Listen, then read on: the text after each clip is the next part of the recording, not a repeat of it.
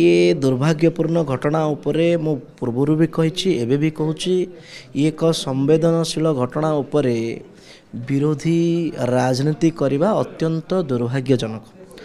बालेश्वर बंद करुचंती या पछर मसुदा कौन प्रथम विरोधी दायित्व नियंतु कि भौणी जितेबले कहूले सी तो व्यवस्था को काठगड़ार आनी प्रिंसिपल कर्तृपक्ष उपरे एक्शन होती प्रिंसिपल आमर अध्यक्ष उपरे एचओडी उपरे एक्शन होती किंतु ता भितर से यह भी कहते कि किछि छात्र नेता माने तांको मानसिक निर्यातना मध्य देइथिले।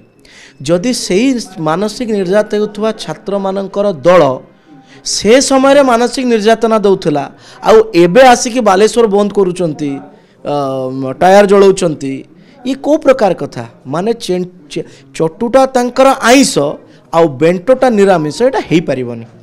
द्वितीय विषय होची जो प्रकार राजनीतिकरण करा जाउची ये घटना को गत सरकार समय रे भी घटना घटुतुला नुआ सरकार समय भी घटना घटिची किंतु गत सरकार घटना प्रति संवेदनशील नथिले।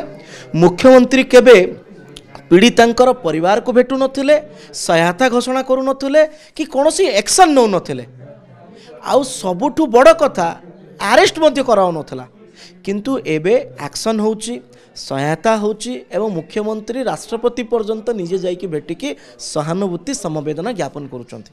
तेणु जोठी एते त्वरित वेगरे न्याय दवा पई सरकार चेष्टा करुचंती।